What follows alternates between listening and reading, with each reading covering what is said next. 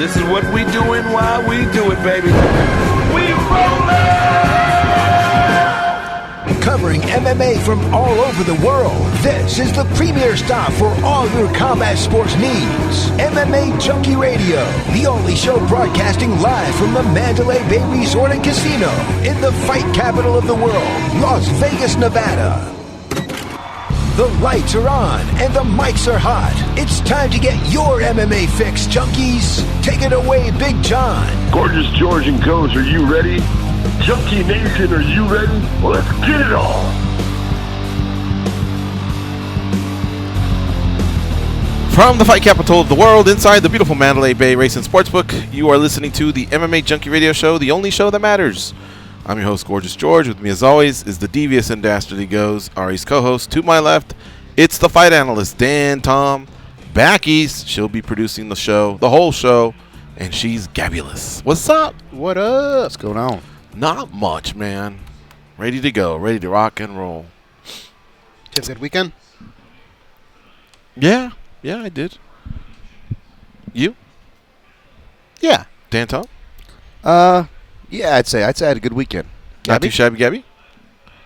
I had a great weekend. Sounds like Okay. hers was the most Her interesting. showing off. Tell us about yours. I want to hear yours. She's the Bran Stark of the group. Go we ahead. all kind of struggled to cross the Well, finish line. You ran through it. Yeah. Well, so this was the first real Jersey Shore weekend because it was so nice out. So we went to all the summer bars down at the shore. Ooh, fist bumping Get a and stuff little like that? crazy. Dancing? Yes, of course. Okay. Duh. If you don't Any- fist bump, you don't know what you're doing. Did you fight? Did you get in a fight? Did I fight? No, I'm a lover, not a fighter. Oh, okay. Well, I don't fight unless I have to. when's the last time you fought? I don't know. That Maybe sounds like last summer to me. Years ago. I mean, I got into a fight 2 weeks ago. No, I'm just kidding. No, I don't really get into fight. It's more verbal fighting. I'd rather knock you down verbally and murder you with my words than have to put my hands on you. You're a wordsmith. Okay. Yeah. You back up your friends quickly, or? Yeah, you have to. It's all about loyalty. You can't talk crap about my friends or my family and think that nothing bad's gonna happen. You know. Mm-hmm. You know who was All good? right. Who was a good wordsmith? Mm. It made me think of Hannibal Lecter there. What he did to Miggs in the cell next to him. Oh, yeah. Talked him into choking on his own. Well, anyways. Yeah. All right. Sorry for that. All right, let's get ready to do the show here. It's going to be a fun 2 hours. And we got two really, really stellar guests. Aspen Ladd and Cris Cyborg will join us later on. Aspen Ladd got a win at UFC Rochester this past weekend over Sajara Eubanks. Very, very key win for her. Takes her to 7-0 overall, 2-0 in the UFC, and a possible maybe one fight away from a title shot.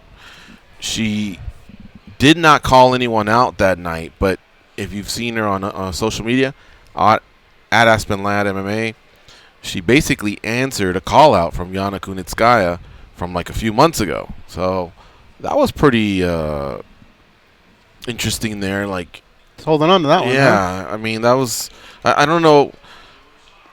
Part of me thinks, okay, now I get it on Saturday, but I think she could have said, what she could have done was maybe have someone tweet as she was doing that and say, hey, all you follow me on social media, that's where my call out is, just to maybe, you know what I mean? Okay. Circle back to it. Because, I'm big on the call outs on fight night. Yeah, you are. They can be respectful, they can be vicious or whatever, but do something. And since then, I mean, well, I haven't checked to see if Yana yet confirmed it or whatever, but hey, if they make that fight happen, I'm into it, because Holmes and Nunes will fight in July here in Las Vegas. We need to know who's next. I'd like to know who's next. So if these two young ladies can fight on the same card or around that time, perfect. I can deal with that. Cris Cyborg, Amanda Nunes is also the featherweight champion, and I don't know what she's going to do there. But by the way, a young lady named Felicia Spencer, she got a win over Megan Anderson, and, she's called out Cyborg. Cyborg said, yeah, that sounds good. July 30th, UFC 240 in Edmonton, Canada. So that would be really, really good. So Cyborg's our other guest. She needs no introduction. One of the greatest of all time. UFC featherweight champ, Invicta featherweight champ, Strikeforce featherweight champ. I mean, she's just awesome. But she is coming off a loss in our most recent fight to Amanda Nunes, so I know she wants to get right back on that horse and see what's next for her. I feel like you could have played Holmes off and just said, I was talking to Ghost. Ah, nice. All right. Well, that's an old school reference, though. Holmes? Yeah. That's all we got in the Latin community, though. Oh, that one. Okay, gotcha. That's all we got. Thought he meant John we don't have Holmes. very many. SA is like too much. Vato?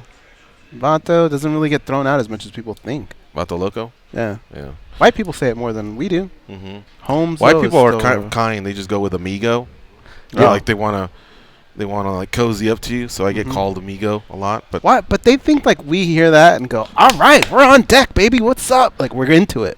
We don't give a fuck. You know what's I weird? could care less. Yeah. Amigo and other words have different inflections and certain things. You know the weird thing about Holmes? I think is it like a rule of thumb? You have to have your eyes somewhat slightly squinted when you say it, otherwise it doesn't count. Yeah, because it's kind of lazy. Well, yeah, because you're high, I guess. Yeah. Hey, Holmes, or what's you have up? to have like a vision obstruction, like Cheech Marine. You know, have like to act a like beanie you that's had too bad low. breath. So you got to say it like that and move your head back. So like somebody hit you with bad breath, you go, hey Holmes, like that, and you move your head back, like, oh, what was that? Like, I'm trying to do like if I would like have a no offense, like a super white guy voice. I don't feel like I could in that super white guy voice get away with saying Holmes without it not sounding funny. You know, like, I really have to squint and settle into it. You know. Do you cater to your audience? Like if you're with the brothers, do you talk a little bit more black? If you're with the whites, do you talk a little more white?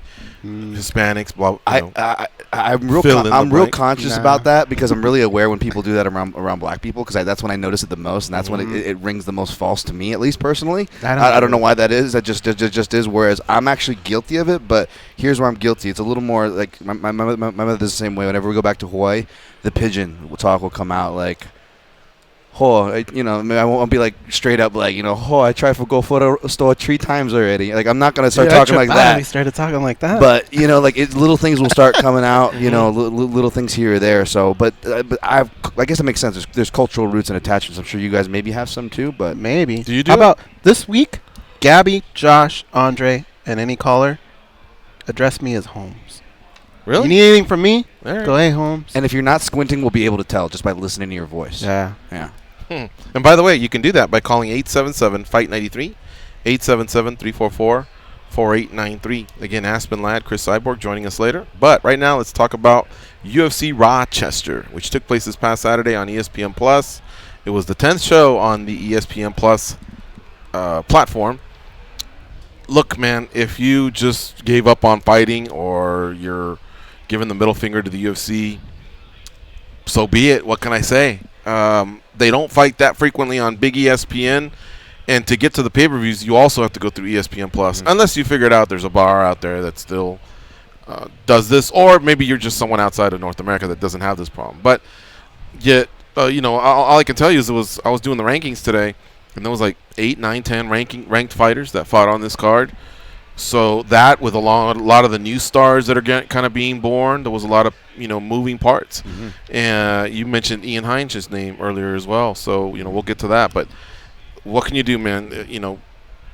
I think you just got to get with the times and embrace it. And that even goes for our own father because it was so easy for him to just go to Fox Sports 1 back in the day or Fox Sports 2. I just tell him the channel number, but I got to lay it all out for him. Username, password. Do this, do that, and move around, I'll just put the name out there. But Matt from Sportsbook came in today, and he pretty much officially retired. What? He said, too many steps. I'm tired of it. Wow, Matt. And he loves fights. What about his son? And he's not that old. Yeah, what about his son? Yeah, they were a know. 1-2 team. I wonder if the son even tapped out as well. I know he was hardcore as well. We had a talk, and I was sitting there going, really? Like, you're done? He goes, maybe I'll catch one here and there. But he goes, I got too much going on with Hulu and this and that and passwords. He goes, I just got over it. What they need is just one lesson, whether you pick Apple TV or Hulu, and what you need to do is either write them down or keep them in one of those locked apps and just have your usernames and passwords. Because that is frustrating when you got to pay a bill or when you got to make a reservation or do something, and then you play the whole username password game and you have to go through retrieving. Man, just make a master list somewhere. Or like Frank Trigg, he just has the same password, but he changes it every month. But that's going through for me, I'd have to go through like 40 sites to just do that. So I think I like my system and whatever. But I mean, there are people though that are good that are gonna actually stick to not doing it. It's sad, Yeah. but I mean, I think they they'll make new fans all the time. I think the ones that jumped off will be outnumbered by the. There's a lot of kids that are out there going, what? Poof, they're done. They're in 3 seconds. So, and there's 10 of those to 1 mat. You know what I mean? So what are you going to do? Really, really put your foot down? Because like you said, Hulu, Netflix, HBO Go, all these other things that are out there, YouTube Red or whatever that's called. At some point, you're not. There's not much. There's going to be to run to. You know what I mean? So I will say the group of guys I watch fights with, and they've been, some of them watching before me, following hardcore at least the sport, like since like 05, 06-ish. Like, they're no newbies, but man, they've been kind of slowly picking and choosing which pay-per-view events we're going to get together for. That I get. Which ones, and then when the ESPN stuff announced, it felt like most of them like were tapped out. I'm like, well, I guess that means my place will be more popular come fight night because it sounds like none of these guys are getting it. But the last 2 events, for what it's worth, I don't know how long they're going to stay around, but like, we have a group text just like we have with each other, and everybody's doing screenshots of their smart TV. Oh, did you see this? Because it was a fun card, which we'll get to talking about here. But they were sending replays, and you could see everybody just recording from their phone, having their smart TVs. So I think that this technology really they are getting ahead of the game in their defense, UFC and these other promotions. Like, I think it's more prevalent than we realize, but kind of like what George said, it's always going to be hard to get that demographic, our parents, etc. right of the world. But for what that's worth, what that sample size is worth, I'm seeing mix. I'm seeing good in there too. In other words, 3 letters, WWE. UFC is a little bit behind them, but they do a lot of stuff to, follow in their suit. And, I mean, WWE is everywhere. Granted, 2 nights a week they are on, cable television. Right. But still, you cannot get a pay-per-view without, going through their deal. And same thing, username, password, and I don't know. All right, let's get to these fights. Rafael dos Anjos defeated Kevin Lee in the main event. He submitted him via arm triangle choke in the 4th round. He was up. I looked at the judges' scorecards. He was up 29-28 going into the 4th. Kevin Lee did grab the 1st round. And, for those of you that were wondering just where the fight was. But Dos Anjos was the better conditioned fighter, and he was just stronger in the later rounds.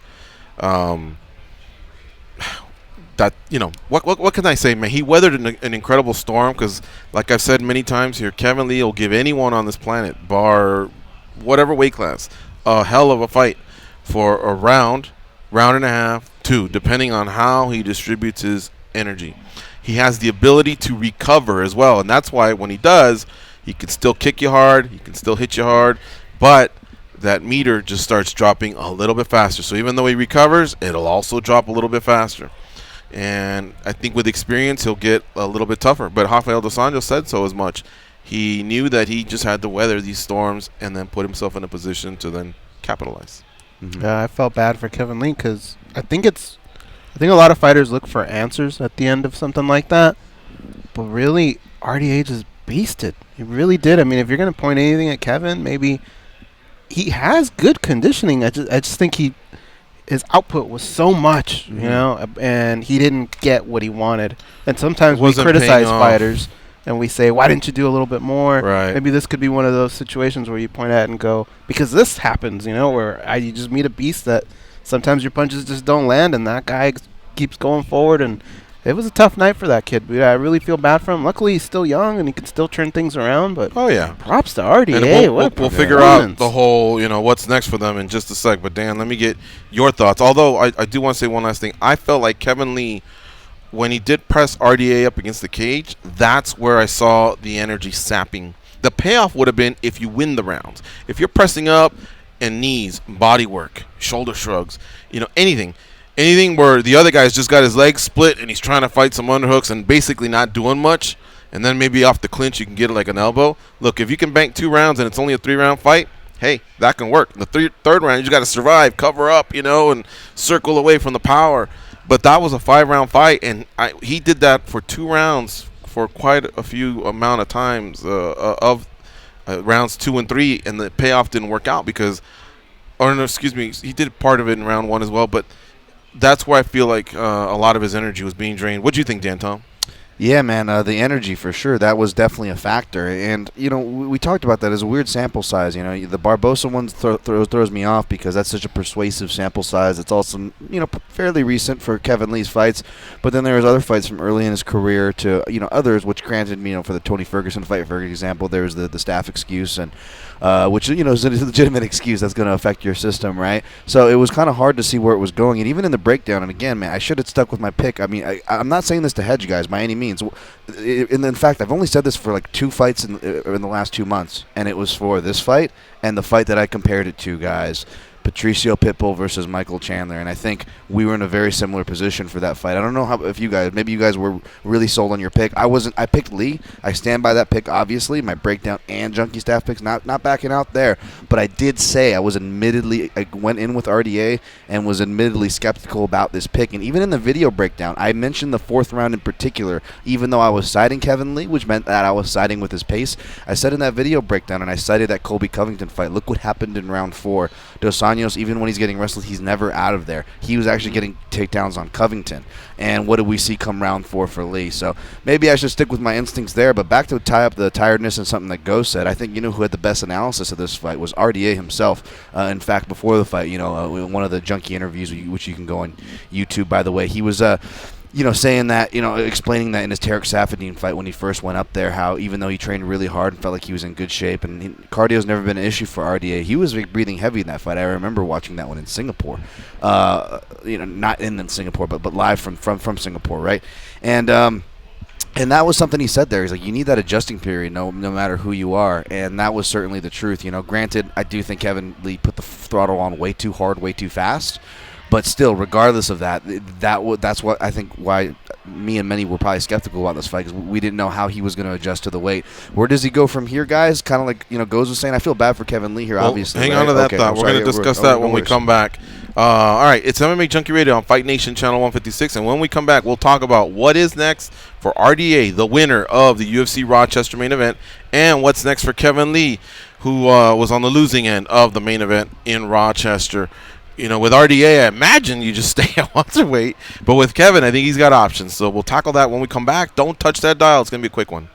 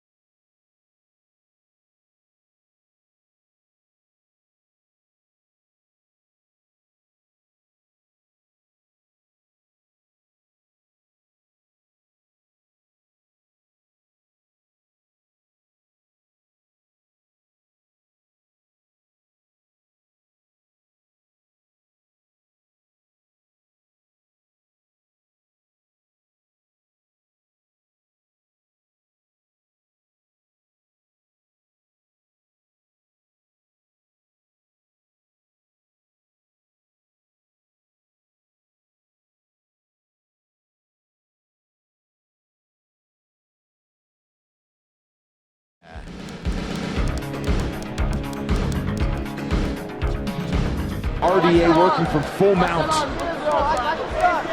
Minute and a half to go. Oh, and now he steps over to side control. He did this to Neil Magny. That's very tight. Kevin Lee taps. Rafael Dos Anjos back in the winner's circle as he submits Kevin Lee in the 4th round. Their mantles are covered with participation awards. They have boxes of gold stars that they purchase themselves. They are the legends and demand your respect. Here are George and Goes. All right, we were discussing the main event from this past weekend's UFC Rochester card where Rafael Dos Anjos submitted Kevin Lee in the 4th round. And, Dan, you were in the batter's box there when we went to commercial. So I think you had some thoughts on what might be next for each guy. Start off with RDA. He was the winner. This happened at welterweight where RDA's been for a while. But if I were to introduce him, like if you were on the show, I'd have to mention he's a former lightweight champion. So I guess there's maybe what I'm saying is, are you crazy enough to say, hey, go back to lightweight, or do you like him at welterweight? For RDA? Yeah. I like him. I think he's I think he has no choice at welterweight. Everybody talks about him being thick, and you can't really go with the stats because RDA's been listed at 5'7" like forever, guys. And then as soon as he went to welterweight, like that Safdien fight I referenced, they put him at 5'9". I'm like, what, does he just grow 2 inches now since he goes 5'9"? And the Sure Dogs and Tap Balls, he's got something different. I guess they've all settled that he's 5'8" now. But the point is, RDA is really thick. I don't think he could go back to lightweight if he wanted to. I say, I'm usually not a fan of this because it's typical, and I like to, I stick up for the vets and maybe give him something better. But I think the formula really works here. It's very flexible. You use his name. He's a former champion. He's still in the mix. He's not by any means toward the end of his line. I think RDA is always going to be a tough out. So give him a guy like number 15 there, Leon Edwards. He got pulled up there in the MMA Junkie rankings, George. Leon's been needing a bigger fight, and technically as a fan, like that's really fun. That's about as fun as the Edwards Masvidal fight that Edwards was originally bucking for. Go ahead, give him RDA. And Lee, I just want him a break no matter what weight class he decides to go, but maybe pick back up at lightweight with that Gregor Gillespie call out or someone in that kind of lower pool. And I don't mean that as a disrespect. Gregor Gillespie is definitely on a skyrocket upward, but where he's currently at, that's where I want Kevin Lee to aim. All right. How about you guys? For RDA or Lee? Both. For RDA, I would say maybe the loser of the Masvidal-Askren fight. He's coming off a win. That doesn't matter? I don't think so. Because okay. I think they're kind of doing this. Whoever's coming off whoever loses the Masvidal, something like that, I think would fit good. And then with Kevin Lee, I kind of want to see him still give 170 one more try. Just because of the times that we've had him in studio and how bad he said the 155 cut's been. He's one that when he says it, I kind of just believe him. I just don't want to see him have to go through that anymore. But the guy that I would like to see him fight, the type of caliber guy that I'd like to see him fight, is actually one of the bigger ones, and that's Darren Till. I was thinking the same thing. That's nice. Yeah, so I mean, I think that would be fun, and I'd look at it and go, okay, that sounds great. Yeah. But I feel like I'd be feeding Kevin Lee to a hungry lion. Mm-hmm. All right. Well, I'll give you my thoughts here, but let's take this call, and we reward this caller. And if you want to follow this caller, it's 877-FIGHT-93, 877-344-4893. Literally just called in seconds ago, and look how quick we're going to put them on. Yeah. That's how easy it is, Junkie Nation, to call in and discuss mixed martial arts. Kevin from Chicago, what's up? Hey. What's up? Yeah, man, this is a good card, underrated card. It didn't need a lot of star power to pull it through. Just a bunch of up-and-comers, talented fighters, not a lot of star power, but a bunch of good fights. What was I going to say? Kevin Lee, he's back to the line. You got to work your way back up. I'd like to see him fight someone like, it don't even matter, Bilal Muhammad, Sean Strickland, someone like that. I don't even think he should be fighting someone, the loser of Masvidal and Askren. Those guys are too high up for him. He don't even have a win at welterweight yet. Unless he goes back down and fights someone, I don't know, maybe like a Charles Oliveira. That's someone he could fight, but, man, you're on a 2-fight losing streak. You beat Barboza. Before that, you got submitted by Ferguson. He's got to work his way back up because he's not been looking too good. He's got no heart. He quits in the end. He comes out strong, and then he quits. He folds. He's got to learn to pace himself. But what do you guys think of Ian Heinisch? That first round, he kind of weathered the storm. I don't know. I'm not too quick to pull the trigger, but he definitely has potential. What do you guys think about him? All right, thanks for the call, Kevin. I would almost say Antonio Carlos Jr., a.k.a. Shoeface, was very similar to Lee. I mean, he was relentless early on, and then he started to run out of a little bit of steam, and that's when Heinz was able to turn things around. Now, that was only a 3-round fight, but, I was seeing many similarities there. That's a great win for Heinz. Heinz only has either 1 or 2 wins in the UFC, and he just beat a guy that was on a 5-fight win streak who's, a popular name because he did the reality show in Brazil. So what's next for him? He was teasing some names like Brunson. I thought that made sense when I heard that one. I go, around the same part. I'll give you guys a spoiler. I suggested that we move Heinz, I think, either into the honorable mentions or the number 15. And so he's not far away from where Brunson is. Okay. So the timeline works. And, all the guys at the top are kind of the top 10 are kind of busy. So if both guys are healthy and they are ready to roll, I could see that maybe filling in on Anaheim. That's August. That still gives each guy about 2 weeks still to, get ready, recover from their fights fully, and then, start a camp and have a safe weight cut and be at their best.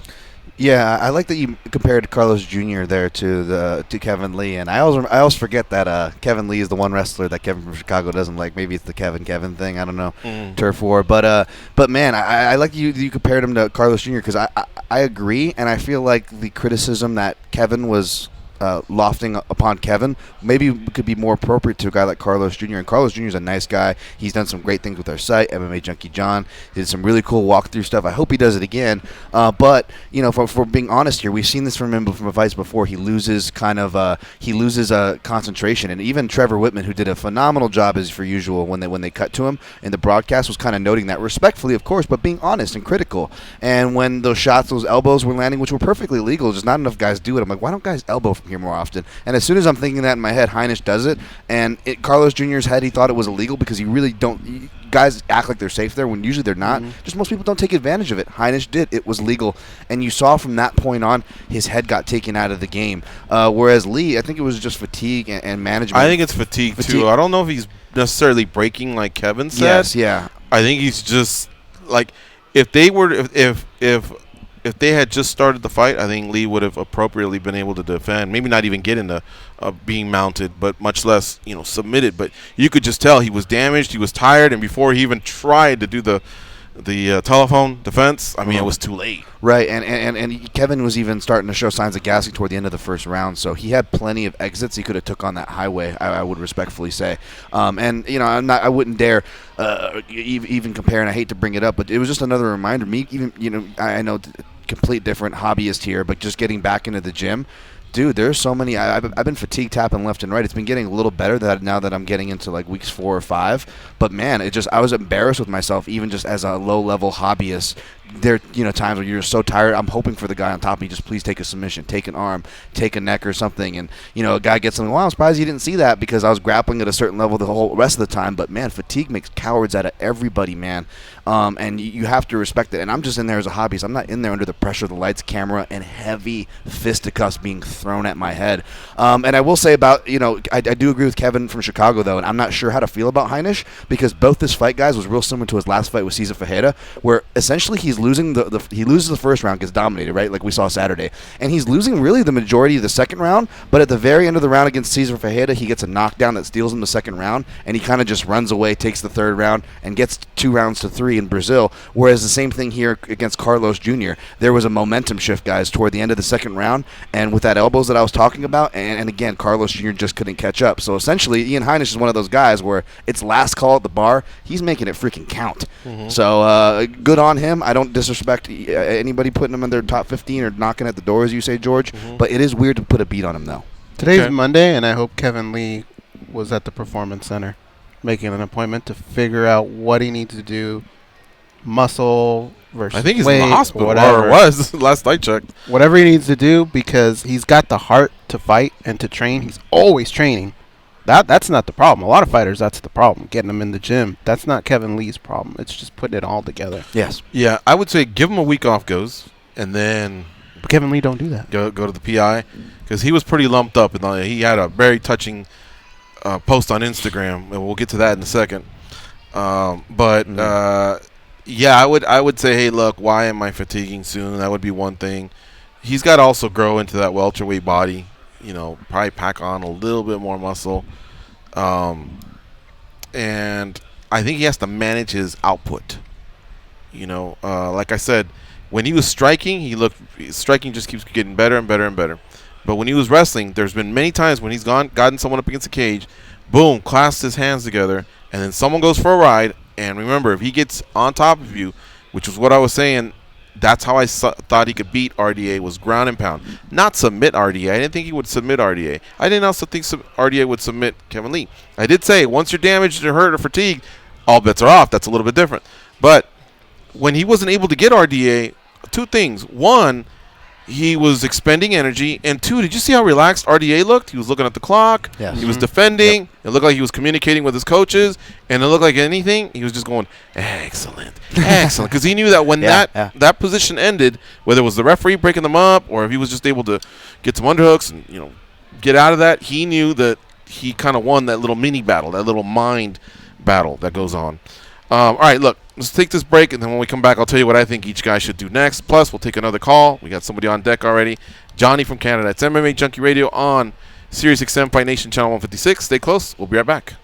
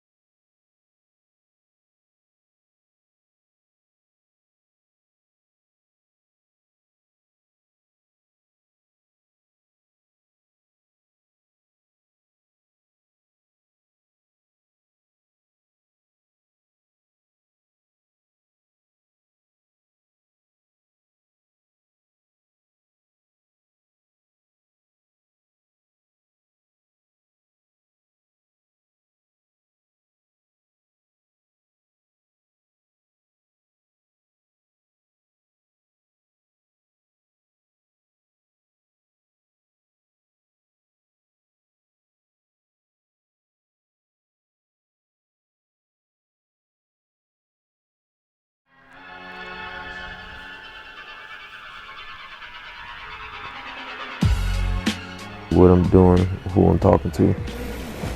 But I don't know. Don't know what happened out there tonight. Thought I did everything right leading up to this fight. Tried to eliminate every little distraction, everything that wasn't good for me. And I swear I felt like everything was falling into place and was talking to me even before I walked out there. It still wasn't enough, you know? This shit sometimes it'll be like high is highs and low is lows. It should really make you question what you believe in. But I don't know. You know, I've been through a lot of shit in my life. This really ain't gonna be shit. Both iPhone and Android carry a feature to make their show more enjoyable. It's called the mute button. Here are those two numbnuts, Gorgeous George and Goes. All right, we're back. And I wanted to tell you guys, I guess, what I thought each guy should do. But I want to do a little bit of a quick welterweight layout. All right. Woodley sounds like the hand injury is not going to be this major setback. Goes saw, what do you have, an Instagram video or something? That was an interview. Yeah. All right. So I'm going to put Woodley off to the side. We have no hurry for him. Just get back healthy. Because he even said, I got to make this one count, right? Because he's trying to get his title back. Lawler does need an opponent. We can't move Lawler. And the reason is because it's an ESPN card, and he's the draw. He's Robbie Lawler, for crying out loud. He's a former champion, and he's got KOs left and right on his resume, so you want that guy on your card. Plus, he used to live in the Midwest, and I just imagine that being a big draw for Minneapolis. So who do you give Lawler? I would say there's a few guys that are out there that make sense, but I like Leon Edwards there, and I'll tell you why. Leon Edwards should have gotten the Masvidal fight. I just thought that made total sense. And he didn't get it. But he's been petitioning to get it. And it would be 1 week before Masvidal and Askren. So I would imagine Leon would be ready, you know, to take that fight. I know it's a week. You know, it's still a week less than what you thought. And if you're cutting it close, then whatever. But I'm pretty sure Edwards has already been pretty active on social media saying, hey, I want the fight. I would put him there. I would have Vicente Luque fight Santiago Ponzinibbio. RDA had done some interviews during the week where he said that Ponzinibbio might be in a little bit of hot water because he had turned down the RDA fight before Kevin Lee accepted it. And so, you know, that sucks because Ponzinibbio, I felt like, was one of the guys that was really, really pushing hard to maybe get a title shot because he had a nice run going. But he is from Argentina, and Luque is part Chilean and part Brazilian. I think it makes sense. Throw those guys on the Uruguay card, which I think is like August 3rd or something like that. You got your headliner. Both guys can talk Spanish. Exactly. You get them up there, and whoever wins, the win over the other guy is a big skin on the wall. Magny, I circled him. We'll get to him later. I don't know, you know, what's going to happen with USADA. He obviously is claiming, you know, innocence, and so if there's the whole tainted supplement thing, the best case I think I've ever seen is 4 months. More than likely it'll be 6. So we're going to put him off to maybe even the rest to the end of the year. Zaleski dos Santos. He's another guy that fits in the Luque mold, the Ponzinibbio mold, the Edwards mold, where if you look at the record, you're like, holy shit, this guy's like 7-1, 8-1, 6-1-1, one of those in his last, 8-9 fights. Let's do something with him. Well, I think him versus RDA would make sense. RDA says he's got kids, he wants to make money. And I think with the appropriate amount of time, you could probably get those guys to fight somewhere in like Abu Dhabi or Montevideo or Anaheim. I don't know, somewhere in August, September. And lastly, I circled Till and Thompson. And some would say, hey, match them up. Look, I feel like I was robbed of the one in Liverpool. It was okay, but I was expecting more out of those two. But they were very, very tentative. But both guys got knocked out pretty bad, so I think I'd rather circle them and then just have them wait to see how them along with Woodley, let's just have them wait and see how these other fights pan out. I know Damian Maia's got a fight coming up. I know I already said Askren and Masvidal have a fight coming up. So I would rather let this kind of play out and then tackle this. I mean, we also got Covington and Usman too. So, but that's kind of what I was thinking. As far as Kevin Lee, I want to see him. I really want to see him compete at lightweight. He almost had Tony Ferguson, which tells me he's almost championship material. But Ferguson won. The weight cut is brutal. I would only tell him to go there if I thought he could make it. However, I don't think he should do it in his next fight, and I'll tell you why. Because that division is so cluttered with Khabib and Poirier still not technically confirmed, but rumored to be in, I think, September 7th or 8th in Abu Dhabi. Then after that, the Cerrone-Ferguson winner is going to have maybe a claim. Conor McGregor is going to possibly have a claim. Justin Gaethje, whoever he gets matched up with, he's going to have a claim. And I know I'm missing something, but maybe I think that's it. Those are the ones that are like chasing really, really hard for to fight at lightweight. So even if Kevin were to come back and get a win, like, what's that really do? I mean, I would say try welterweight one more time, and maybe a guy like Alex Oliveira or Yancy Madero, someone that's not like the biggest welterweight out there, but is a name that you recognize, and you go, ooh, I'm into this fight. I'd like to see maybe like that type of a name. I like the Yancy Madero's name. Can I just throw in one real quick Sure. wild card to that welterweight? You did a beautiful job of laying out, and I completely agree with you. But wild card, who says we need a ranked fight, a ranked fighter, or a meaningful fight in that sense? And B, for who? For Robbie Lawler. Oh. And B, with that group that you have, and I agree with the layout and the order and everything you said about it. But B, when you have ranked guys and stuff like that, and they have plans, we see it much more now, guys, than before. They don't want to fight. They don't want to give up their spot. I don't know. I don't have the exact amount of weeks pegged in my head they'd have to be stepping into this, but I don't imagine it would be an ideal full camp. So fixing both those problems, A and B, you bring in a wild card. And what about, you mentioned Oliveira. How about the guy who beat Oliveira recently, Mike Perry? Mike Perry called out. He called out Robbie Lawler after that Jake Ellenberger KO. Remember in Nashville? Now that's what I would call a fun fight, because I'm thinking fireworks. Right. So I would be into that, Dan Tom. No problem whatsoever. You're selling off the Lawler name. So I guess I only said Edwards because I know that Edwards, Dos Santos, Luque, Ponzinibbio. I love those names too. A lot of those casual names are like, who? What did they do? For me, it's like, sign me up. Right, when we tell them they're 7-1 or 8-1 and like they're studs, the reason they're lacking name is because they haven't been put in against that veteran where they put you over with a loss. Like Yo said, basically their name. Yeah. Luckily, Lawler's one of those guys that doesn't care. He's like, hey, all I know is I'm supposed to make about $200 grand on August, or when's the fight? June 29th. Right. Sign me up. You know what I mean? Right. So that's why I chose that name. Plus, I felt like he got robbed a little bit of that Masvidal thing. I mean, he got the 3-piece in the soda, and I thought it would have been nice to just put them together, but somehow they went with Askren. All right. Now, the rest of the card real quick. Let me just tell you some quick results, and then you guys can just react to whatever you felt moved you the most on that particular night. Ian Heinz, as we discussed, defeated Shoeface. Felicia Spencer defeated Megan Anderson. Vincent Luque defeated Derek Krantz, Answer Your Pants Krantz. Charles Oliveira defeated Nick Lentz, and Davi Ramos defeated Austin Hubbard. What stood out to you guys? Spencer's fight, she pretty much dominated from beginning to end. If you would have told me she won the fight, I would have been, wow, good for her. But the fact that she came out and just was so aggressive from the get-go, and really, I mean, all I can think about was maybe one big right hand that was landed, and it wasn't even landed that hard on her.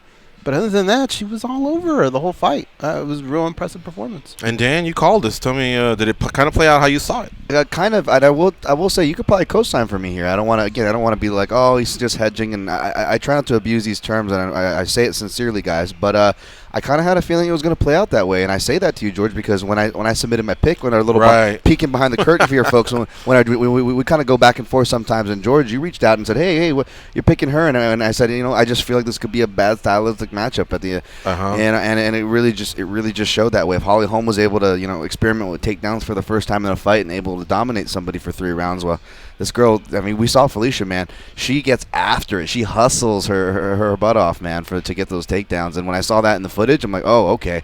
I'm pretty confident she can do that here. And she's a black belt in Taekwondo, can stay safe on the feet. But yeah, I don't want to wax too much on that. I'm an idiot, though. I should have just said I'll change my pick as well. But all I was thinking was, ooh, chi-ching. You know what I mean? Okay. So I managed to use it in my picks, but I was just staring at the staff picks right now. Right. And I realized I went 3-3. I didn't make that change. So okay. I space it when it comes to that. Yeah, that happens.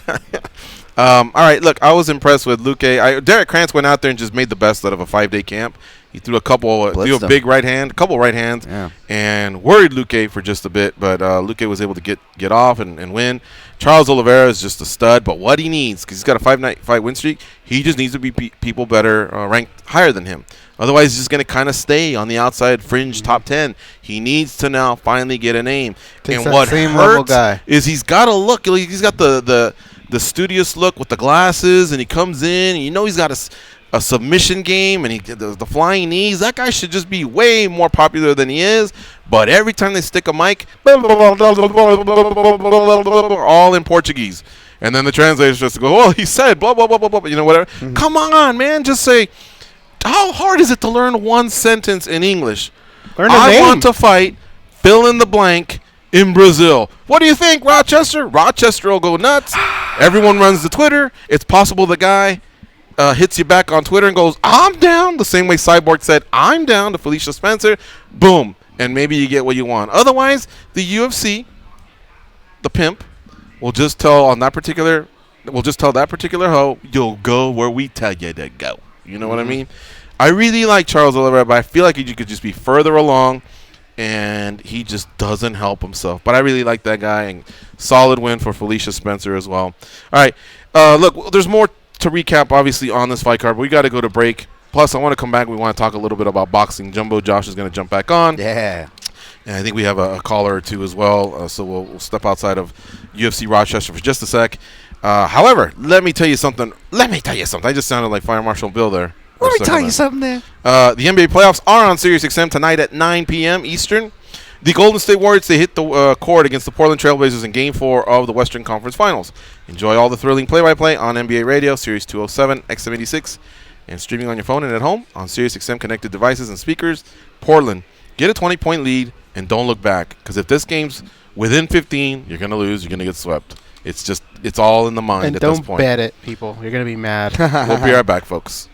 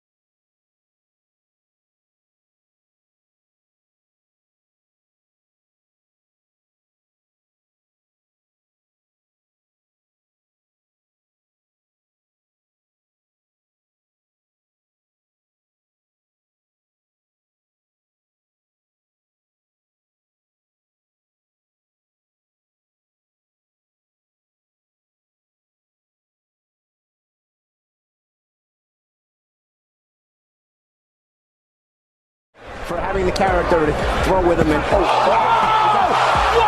hit Brazil so hard, they are feeling it in Brazil. Mamma mia, what a KO!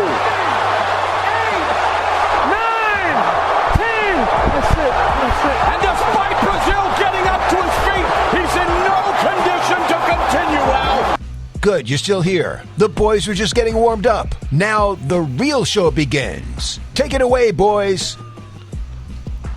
All right, let's talk a little bit about Deontay Wilder's brutal KO of Dominic Breazeale. Joining us now on the hotline is Jumbo Josh. He was there. He's the producer of At the Fights as well as our show. And he probably had a pretty damn good seat. Wait a minute. So does this count as an advertised guest? I mean, this is a big deal, guys. That's true. This is a spot. This is a spot. Wow. No, listen, man. I mean, being at that fight was one of the more intense things I've ever seen live. And when Breazeale ate that shot, time kind of slowed down, and I was legitimately concerned that he would not get up. Like that was terrifying to see. I was shocked that the referee gave him a 10 count. I thought he would just give up after like 6. And look, I have all the respect in the world for Dominic Breazeale to even get in the ring against a guy like Deontay Wilder, but he said that it was a early stoppage. I mean, come on, man. Like, if anything, yeah, it could have been an immediate waving off of the fight. I think it was a fair stoppage, to say the least. Yeah, it goes. I think they totally could have done without a 10 count there. It was a brutal shot, man. I can't even remember a power punch landing like that for a very long time. And what's that say about Tyson Fury?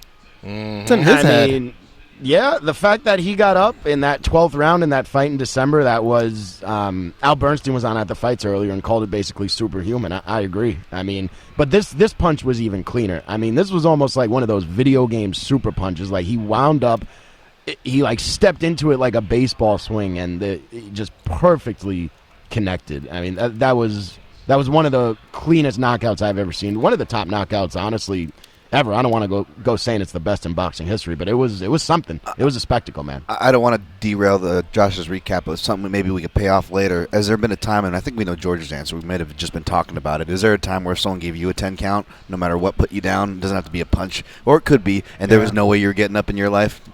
Yeah. You guys have one that comes immediately to mind where you're just like, whether you're 8, I was completely 15, flattened. Something happened. Yeah, it didn't have to be a person, or it could have been, football, like, but just I knew that I had been tackled, or the collision, that what happened, and I was okay, no big deal. But there was one time where I remember it was just a drill where people hit you from different directions. You just got to be like kind of on your toes. You know what I mean? Yeah, I remember a guy named it was the coach's son. It was Coach Kelly, and I think his name was Sean Kelly. He wasn't known like as one of the top studs of the team or anything like that, but that guy rang my bell. I'll never forget it, man. And I think he got me from the side, and I just remember like, whoa. Luckily, I didn't go down, but trust me, man, if it was concussion protocol like it was then, they'd go, okay, you're out for the whole this was at practice, actually. Right. But, yeah, I don't think I've ever, like, completely, had to be told, like, hey, do you know where you're at and all that stuff? Wow. The one I was going to reference, I just went off of, we were doing a little bike dirt ramp back in the early 90s, and I went up, and I lost the bike, like a Huffy bike went from underneath me. But here's what's scary, guys. The bike handlebars went, like, straight up vertical in the air, and the bike landed with the handlebar straight up in the air, and my chest hit it, and I thought it just pierced right through my chest, but it just hit me right in the solar plexus, so I was just knocked out, and when knocked out of me, I was laying on the couch the rest of the night, but I was just thinking the whole time, like, what if that went through me? And football, whenever I do mess around practices, I never gotten with the scrimmages or anything. It was more just drills with my buddies on the team, so I never would have felt like what it was like to get tackled. But at a comeback kid show at the Hammer House out here in Las Vegas, they were doing a circle pit that got out of hand, and I was singing along with the band, so I didn't see it, and the shots you don't see coming hit you the hardest, but I didn't get hit in the head. I just got hit and kind of tackled in the ribs, but it was so hard that I felt like, like Tom Sizemore, like from Saving Private Ryan, after the concussion grenade goes off, and you're like, boom, boom, boom, boom, and like I was like, oh, is this what football players feel like after they just get tackled? Pretty much, man. By the way, speaking of At the Fights, I thought I heard I was catching the end of the show. Deontay Wilder will be on Friday's show, right? Jumbo Josh? So Deontay Wilder was on the Luke Thomas show earlier today, and we had an encore presentation on At the Fights, because you can never get too much Luke, and you can never get too much Deontay Wilder. Yeah. Okay. To this day. All right. How was Randy? Was he able to contain himself? I know that secretly he's one of the biggest Deontay Wilder fans out there. I mean, the immediate reaction from Randy and Jerry to that knockout, I mean, Jerry always tries to beat the traffic, so as soon as the knockout hit, I pulled back the curtain. I was going to try to get some social media from him. He's like, I'm out of here, bro. Boom, gone. Never seen him move so fast. And Randy, I think Randy was kind of stunned, as was I. I mean, we were both kind of speechless looking at each other. And the atmosphere in that building, by the way, too, guys, I know, a lot of people would rather have seen Wilder Joshua, Wilder Fury, obviously. Mm-hmm. Deontay Wilder is the legit star in this sport. And a legit star when it comes to sports, period. I mean, everyone was on their feet in that building. A legit star who just won in New York. Yeah. Those fights are even more magnitude. Vegas, New York, there's just certain cities where all of a sudden you carry a lot more buzz and momentum from your win. And that's why I know that Joshua's got a fight coming up pretty soon. We may be closer than ever because of something like this past Saturday. I mean, if Joshua steamrolls Ruiz in the same way Deontay just did to Dominic Breazeale, and Wilder Joshua isn't made, it's like, honestly, come on, like, what are we doing? They're talking about a Wilder Ortiz rematch. Why? For what? He beat him. That's it. Move on. Like, it's done. There was no controversy. It's got to be Wilder Fury rematch or Wilder Joshua next at this point. Hey, Josh, you were there with Randy for the fights, right, obviously. So how awesome would it have been, Randy, Georgia said Randy could barely contain himself. I just picture, how awesome would it be if he had, a Mean Joe Green moment with Deontay Wilder after the fight? Hey, thanks, Randy. Tosses him his trunks or something. Maybe not the trunks, but the robe or something like that. All right. Well, great stuff, Josh. I'm glad you had a good time. Did you see a lot of peeps there from the boxing world?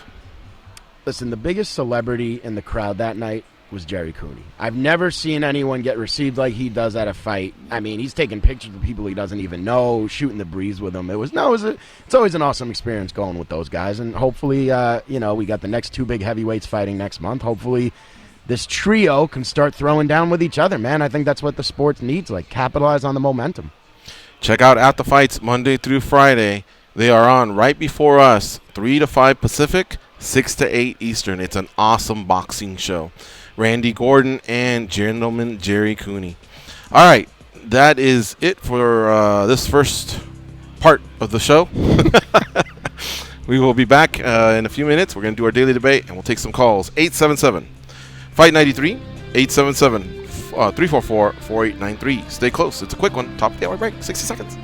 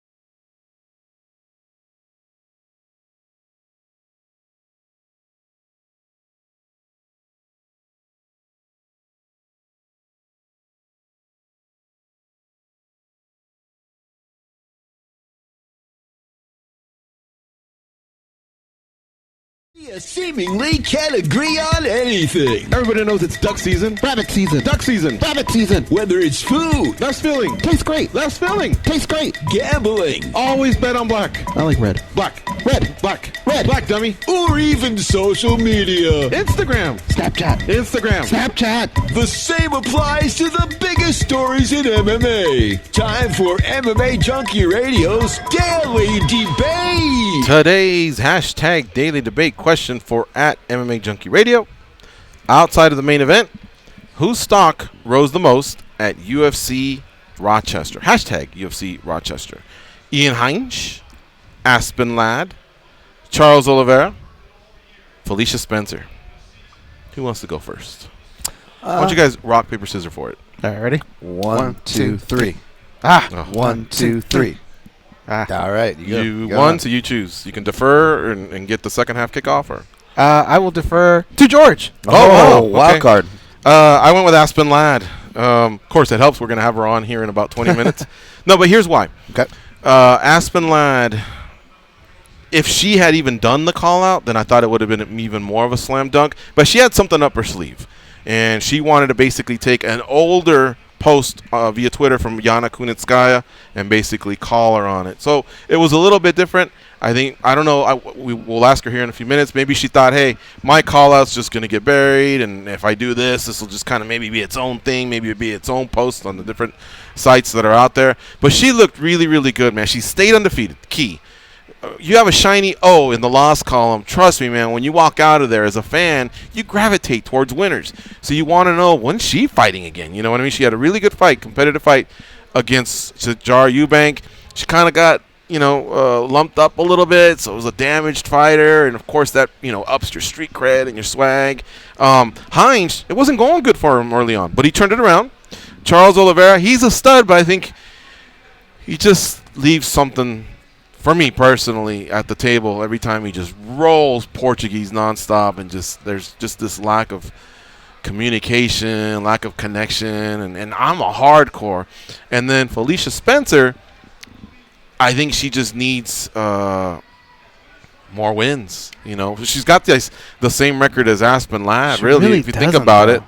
Yeah, they're both 7-0. No, I mean she really doesn't. Yeah, need she's more wins. she's kind of in lucky that she's in the position. She's kind of in a shallow division. She really division. doesn't need it. Yeah, but see, you could see her division just kind of has it's lacking organization. You kind of stand there like, when they tell you what's next for you, you just go, well, is the champ going to defend? There's really not many names left. I just beat Megan. I guess I could do Cyborg. But is the champ going to defend? There's just this confusion to it all. And I think with Aspen, it's a lot easier. Hey, I was supposed to fight home, and she's now fighting the champ. So I'd love to get home if she beats the champ, or like I said, she had something up her sleeve. All right, I'm talking forever. How about you, Dan? I was going to say, I disagree there. Because, again, the question here is whose stock rose? Well, we don't have stock in MMA, guys, but what do we do have? Well, George, you're a rankings guy. We have rankings. Yeah. And say what you will about the division. Goes kind of nodded to it just now. We're talking about Felicia Spencer, who, spoiler alert, that's my pick, whose stock rose. Because when you look at it, there aren't a lot of people in the rankings. I don't even know if we could fill out a top 10 at featherweight female, guys. I get that. I'm obvious. I get that the sky is blue here. I'm not saying that the sky is red, but that doesn't change the fact that she's going to skyrocket in the rankings after beating someone who we've been hailing. At least the media have been really excited about Megan Anderson, and for good reason. Megan's going to be back strong. I'm sure she will. But Felicia Spencer, if we're talking about stock and numbers and making a leap, I'll actually pick her because, she had granted, the field of competition is a bit different, to put politely, but I'll go with that. And made some good points, man. And that's nothing against the other, do Bronx Oliveira. If you're not paying attention by now, you probably should have been. I'm curious to see where goes with this. I'm going Felicia Spencer as well. I just feel like she went from not having very much, being introduced to an audience, an ESPN audience, right? Now, all of a sudden, all she had to do was really win. And she did it in pretty dominating fashion. Mm-hmm. So now her stock goes up with some of the bigger names in her division without having to do some of the work that some of these other girls that come into these divisions, they have to win 4 or 5 fights before they're even talked about or even thrusted in that position. All she had to do was come in and win. But isn't Sajara a little bit more popular than Megan? Therefore, maybe more people could relate or think more highly of the Aspen Ladd win. She was pleasant. She was cool. I mean, I don't know. I thought it all worked out for her. So having her here at the beginning of the card and then having her here, I thought her stock rose the most. To George's point, though, I think if we were grading this on which performance is going to age the best or which performance itself, then I'd be with Aspen Ladd's fight with, Sarge Eubanks as a whole. That was a great fight. So I definitely don't want to, act like I'm not giving that shine. So I definitely see that point there. Yeah, and, you're right. I always go back to the question. I stare at the question, and I misinterpreted this question a little bit. Because you're right. I guess I look, we're all sitting there patting each other on the back. But when Felicia walked in, she wasn't as well known probably as Aspen. Because Aspen had a little bit of controversy here and there, fight falling off. And she's had exposure. Stuff like that, yes. And so Felicia was not only able to win, she was able to win and then do a call out, and then that call out's already responded, and that's like one of the major stars of women's MMA. So as you guys were talking, I was like, okay, yeah, these guys ain't crazy. I'm not gonna sit there and make a big deal over that one, because those are some excellent points. Hey, look, it broke down pretty even here. Again, I love it when it's spread out this way, because we got almost 700 votes. Yeah. Charles Oliveira, 34%. Wow. Look, the dude's exciting, man. He really is dynamic, and he's been doing this for such a long time.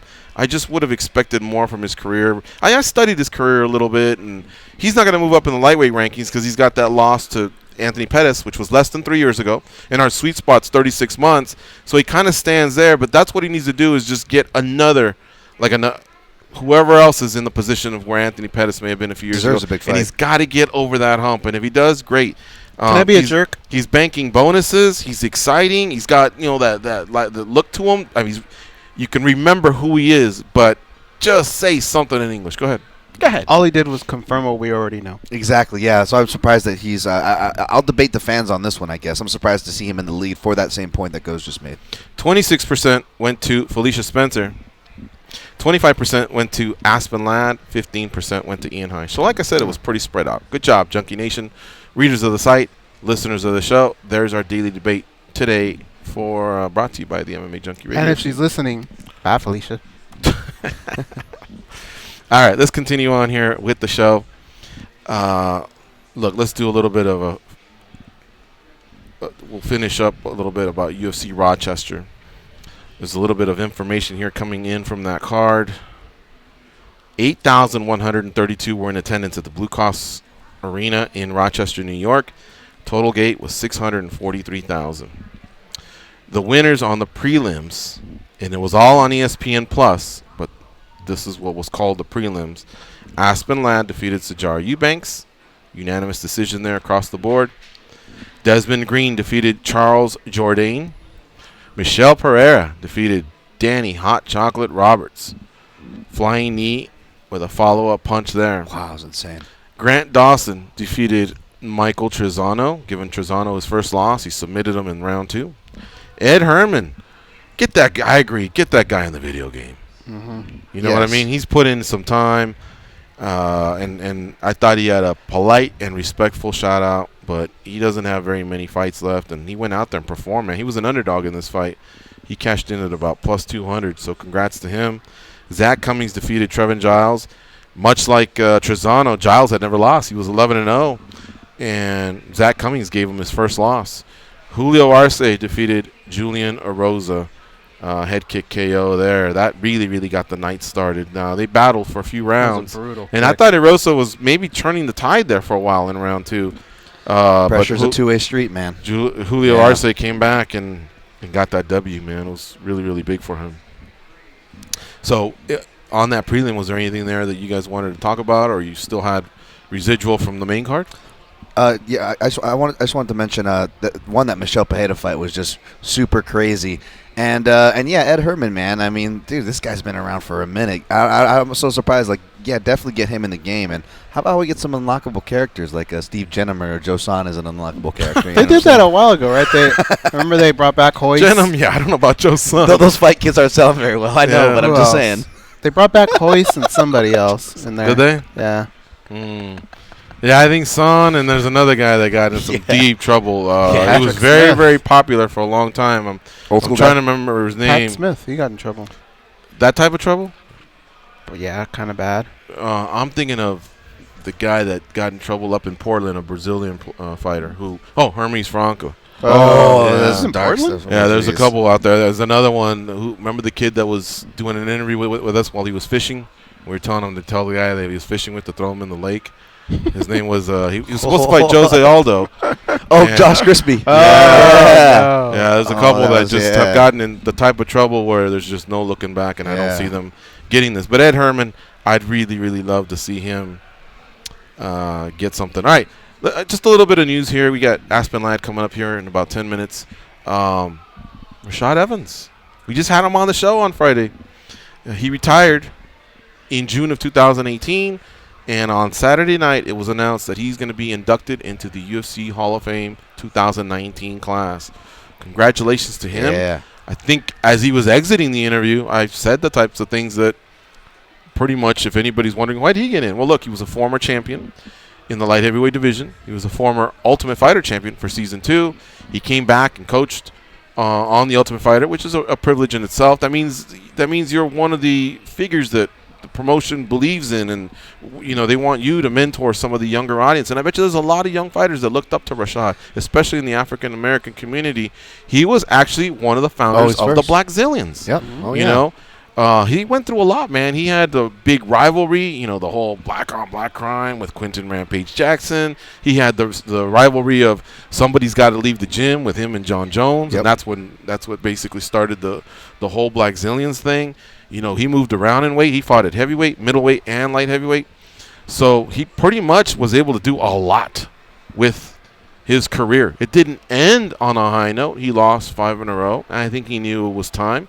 But as you all know by now, you cash some of those bigger checks later on in your career, regardless of the wins and losses. Your name carries a value. And if you and the promotion can come to an agreement, they're willing to use you, you're willing to use them, and then you sail off into the sunset. Yep. Luckily, he's got a broadcasting gig, and I'm hoping between that and any other maybe investments or just money saved, he can now function as a normal adult. He's got kids. And he's one of the good guys. But what I really liked about this induction, or the fact that he's going to be going into the Hall of Fame, was when they panned the camera to him, it really seemed to mean a lot to him. And there's some guys that have gone into the Hall of Fame that they just don't really seem like they care. I got that too, but also it's almost like the interview. If for those who listen, or you can go back to listen on Friday's show. We didn't know that or at least I didn't, that he was going to be inducted. But that interview almost kind of came off in a similar way, and he responded kind of like to Goz's point, really well. We were just and we weren't trying to. It was just having Rashad on the program. And then so seeing all that was awesome. And kind of like George said, the people he inspired, I'm really glad they put that in the reel when they had the interviews with people and showing how much he meant, to other fighters, how much he helped people, African American or not. The guy really across the board was just exemplary, and I'm glad they highlighted that. Yeah, and Goz, you brought up something that I've been wanting to discuss. We won't have a chance to really dive into it, but you're right. There's a lot of people that have been inducted into the Hall of Fame, and I don't know if it's because they just maybe don't have a personality, or they left with some bitterness towards MMA or the UFC or whatever. But you're right. They just kind of get inducted, and that's that. Whereas when you watch the NFL Hall of Fame, dude, I've teared up before. When you watch the WWE Hall of Fame, I've seen people in the audience tear up before. I hope that maybe as the sport continues to grow and there's more respect and more acclaim to it, maybe the fighters will realize just how special they are right now. They are the Babe Ruths. They are the Honus Wagners or Cy Youngs, or pick another sport, George Mikan, whatever. Some of the fighters that will be talked about in 100 years or in 75 years when this sport's 100 years old, and they go, oh, man, who were some of the greats back in the day? I mean, there's movies made about that, like Jack Johnson and Willie Pep, things like that. But could it be that this is, some of these are millennials, some are just the young men and women that are entitled, and they feel like, well, this is what's owed to me. No, man, nothing is. And enjoy it, embrace it, because it's big. It's bigger than you think. I think I know what it is. Sure. What's up? Man, I'm going to sound like a jerk saying this, but in the NBA, NFL, MLB, you take all of those Hall of Famers, and every single one of them, you pluck them out and you go, wow, that person was a beast at what they did. Right? Where they were one of the best cornerbacks in the game, the best safeties, hardest hitters in the game. If you look at the ones that go into the UFC Hall of Fame, you have some that you go, wow, that was a hell of a career. And then you have some where you go, yeah, I remember that person had some pretty good moments here and there. Right. But I don't know that they all stand together on the same level. So if you stand them all together, I don't know if you go, beast, beast, beast, beast. You kind of look at them and you go, oh, okay. This seems like maybe it was more of people just like this person, or this person was able to do this. But, there's one thing, like winning a belt is big, but a lot of people have done it. Right. So you really got to stand out, I feel like, if you're going to be going into a Hall of Fame. If you're going to be standing next to some of the people like Daniel Cormier eventually, that's actually kind of been able to hold on to these things and do a lot of big things, win tournaments. I I feel like they're not all on the same level. I mean, in the NFL, you pull out some of these people. The and they NFL has have a few of those and shit like The that. NFL has a few of those, but it's early on. So I think it's just the timing of the sport. I don't think you're wrong there, Goes, but I wonder how much of what you guys are talking about, how much of that got kind of inflated or increased when they started doing those wings, for fight or for this. And I'm not saying those aren't important or justified those awards go to, but in a similar spirit to what Goes is saying, it kind of waters it down. And then there's the politics side where it's like, okay, it's like Frank Shamrock, for example, is a guy points to. He's like, oh, that guy should already been in there. Maybe it's politics and this and that. But then, kind of like what George was talking about, then you have that whole other thing where fighters do personal stuff and how much is that way. And, the dog thing cost him, another couple of years out of that Hall of Fame, before he finally gets inducted. Who knows, man? Who knows how they will kind of algorithms go into that. Yeah, hopefully it changes. I understand exactly what Goes is saying because there are some classes in the NFL where you just go, oh, man, that guy was all pro 10 years. Oh, man, that guy's got like 3 rings. Oh, man, that guy was like unstoppable. You couldn't pass on the guy. You know what I mean? And it's really, really competitive to get into the Pro Football Hall of Fame now, whereas there was a couple days that I spent looking at the Pro Football Hall of Fame just to see how many names I didn't know. And then when I went back and looked, I think they just happened to sneak in because at the time it was special for a reason or not. But, yeah, going forward Goes, maybe in about 25 years, there's going to be a lot of fighters that really good is not good enough. Yeah, you're going to have to be elite. Great. Exactly, like iconic. And I don't know if that'll be the UFC seems to drive everything. But I don't know if there will ever be just its own MMA Hall of Fame. Because what are you going to do? You're going to leave out Fedor? I mean, Fedor's got to go in at some point. You know what I mean? Zuffa owned Pride before Zuffa sold to WMG, IMG, now owned by Endeavor. But what are you going to do? Is there going to be some fighters that you leave out? If you want to have a proper one, UFC's either got to button that up or maybe some billionaire will come in and do something with an actual MMA Hall of Fame. In which case, they could then start. Yeah, and that's another thing. Get to the damn ceremony. You got to do it. Yeah. Between the World MMA Awards and the Hall of Fame, you don't know how many people I just see sitting there just chuckling and putting it down and not helping the sport to grow. You know what I mean?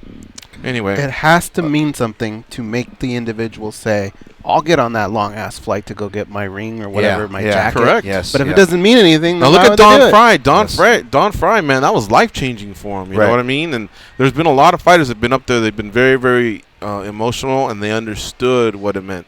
Here's another thing. I wonder if maybe you don't have to be at least 40 to get in there. Because you could retire at 35 or whatever, but maybe just not really get a good grasp of what life is and what you left behind and what you created and how you've touched people. Or maybe 45 or whatever. You don't want to wait too long and go, oh, he passed away, or whatever. You just want to. I just got a visual because you know how they show the audience and they go, it's like this is an important event like you guys are talking about, and it'll be like the basketball player with their wives and their family and they're clapping them and it's an emotional moment, and it's great because you're used to seeing these guys in a jersey, but even a basketball player like a Larry Bird or something, it's an older version like you guys are talking about. They're older, they've got a turtleneck and like a suit jacket, a sports coat, and you're like, oh wow, look, that's Larry Bird, and look at him all dressed up. But the MMA's version is going to be funny because you're going to have the same age, like Mike Perry's of the world, the face tattoos and a turtleneck and a sports key, getting up there, thank you. All right, we kind of went off there with a little bit of Hall of Fame talk. I apologize. I didn't want to get on a soapbox, but it's coming up, so maybe we'll have some time to do it on a future show. All right, we're gonna take a quick break. When we come back, we'll be talking to Aspen Ladd, a winner from this past Saturday when she defeated Sajara Eubank. She's now 7-0, and she's got big fights coming. We'll try and figure out what actually might be next.